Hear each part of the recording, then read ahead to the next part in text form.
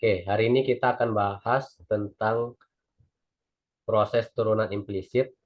Jadi pada pertemuan sebelumnya kita sudah bahas ya tentang turunan itu apa, kemudian turunan implisit itu ada apa saja. Nah, kemudian hari ini kita bahas tentang turunan implisit. Yang membedakan antara turunan implisit dengan turunan biasanya, kalau turunan yang sudah kita pelajari sebelumnya, itu kan formatnya adalah atau bentuk umumnya adalah Y sama dengan misalkan X kuadrat tambah 2X tambah 3X, 3X pangkat 3, misalkan ya. Sehingga yang ketika kita turunkan, turunannya itu cuman dy per dx ya. Jadi kita turunkan y fungsi y terhadap x-nya. Ya, sehingga x-nya bisa langsung diturunkan menjadi 2x tambah 2 tambah 9x kuadrat. Nah, ini adalah bentuk umum dari turunan. Jadi kita cuma menurunkan si x-nya saja. Tapi sebuah fungsi itu tidak melulu dia ada di dalamnya adalah x.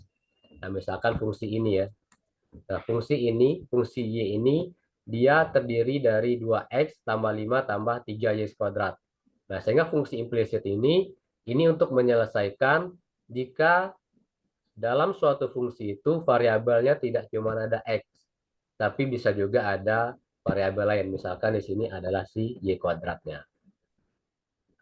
Nah, kita lihat contohnya saja supaya lebih lebih lebih lebih mudah untuk memahaminya. Nah, misalkan ini bentuk umumnya, misalkan ini adalah 2x kuadrat tambah 3 kali x kuadrat kurang 5x, di mana variabel semuanya ini kan berupa variabel x. Nah, ini bisa kita turunkan menggunakan aturan U aksen kali V tambah U V aksen ya, karena dia bentuk perkalian. Nah, tapi kalau dalam bentuknya misalkan fungsinya adalah Y pangkat 3 ditambah 7Y sama dengan X pangkat 3. Ini kan kita punya variabel Y di dalam sebuah fungsi. Nah, ketika ada sebuah variabel Y dalam sebuah fungsi, kita tidak hanya menurunkan variabel X-nya, tetapi juga kita akan menurunkan variabel Y-nya. Nah, contohnya dari persamaan fungsi ini, kita gimana cara menurunkan? Kita akan turunkan kedua belah pihaknya. Jadi pihak kanan dan pihak kiri. Ini akan kita turunkan, ini D-nya, ini kita turunkan sama ya. Jadi yang pihak pertama yang ada Y-nya, itu kita turunkan DY terhadap Y. Ya, jadi ini kita punya Y, kita turunkan Y-nya terhadap Y ya. Ini kita turunkan X-nya terhadap X. Nah, sehingga yang pertama kita kan punya Y pangkat 3 tambah 7Y. Kita turunkan Y pangkat 3-nya akan menjadi 3Y kuadrat DY ya, karena yang diturunkan adalah Y-nya. Kemudian ditambah 7 DY. Nah, yang X-nya juga kita turunkan terhadap X-nya, sehingga menghasilkan 3, yang ini ya, ini kita turunkan X-nya menjadi 3X kuadrat DX ya, karena diturunkan terhadap X. Kemudian Y-nya akan kita keluarkan, DY-nya akan kita keluarkan, ini kan turunannya terhadap DY, D-nya akan kita keluarkan, kemudian DX-nya tetap ya, kita keluarkan juga, sehingga akan menjadi bentuk umum dari turunan yang sudah kita pelajari sebelumnya adalah DY per DX. Jadi turunan dari fungsi ini adalah DY per DX, tetap DY per DX, DY per DX ya, sehingga untuk menghasilkan bentuk DY per DX, tinggal dipindah ruaskan saja. Ini 3X kuadrat, ininya dipindah ruaskan ke bawah, menjadi 3Y kuadrat tambah 7, DX-nya pindah. Nah, ini adalah menjadi turunan DY per DX dan sebuah fungsi implisit. Ya, jadi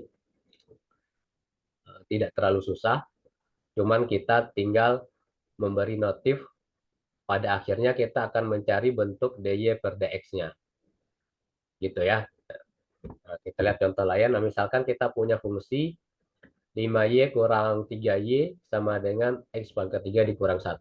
Nah, untuk menyelesaikan fungsi ini, kita bisa langsung coba untuk menyelesaikannya langsung ya. Misalkan ini 5Y kurang 3Y, berarti ini adalah sama dengan 2Y ya. Sama dengan X pangkat 3 dikurang 1. Nah, kita akan turunkan D-nya terhadap 2Y, kemudian akan turunkan turunan X ya. X pangkat 3 dikurang 1. Ini diturunkan menjadi 2 DY karena diturunkan terhadap Y. Kemudian ini diturunkan terhadap X menjadi 3X. Ini 0 ya, 3X kuadrat DX. Nah, ketika sudah dapat bentuknya seperti ini, tinggal diubah menjadi bentuk DY per DX-nya. Sehingga DY per DX-nya menjadi 3X kuadrat per 2.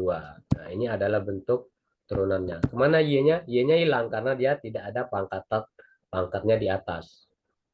Nah, beda halnya misalkan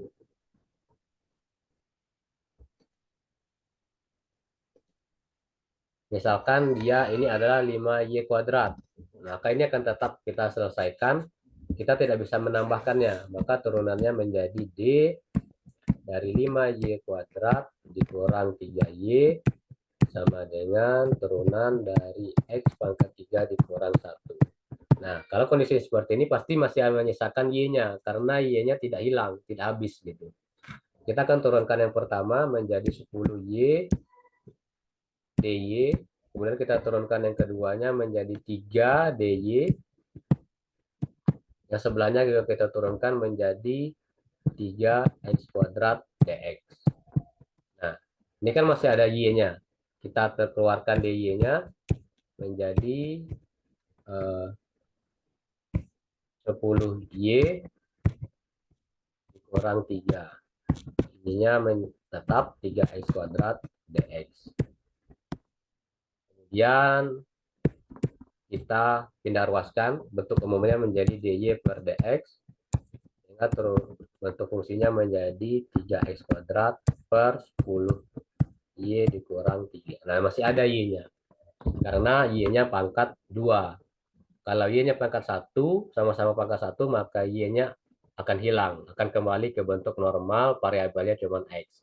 Tapi kalau pangkat Y-nya lebih daripada 1, maka dia akan menghasilkan turunan fungsi baru, turunan fungsinya yang masih menyisakan dua variabel, variabel X dan variabel Y.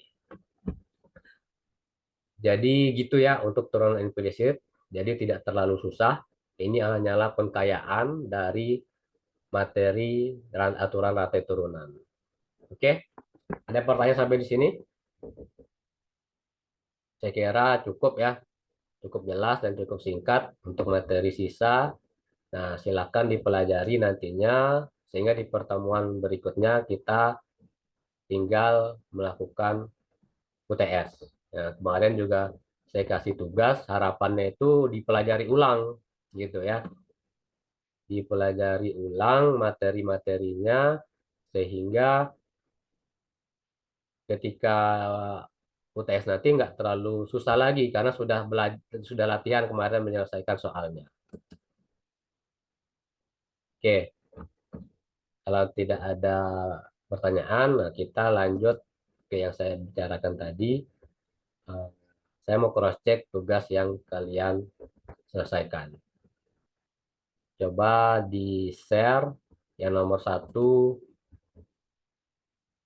Said tadi ya, kalau salah.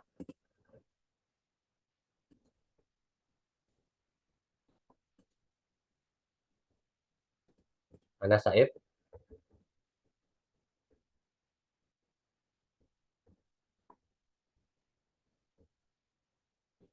Said mana Said?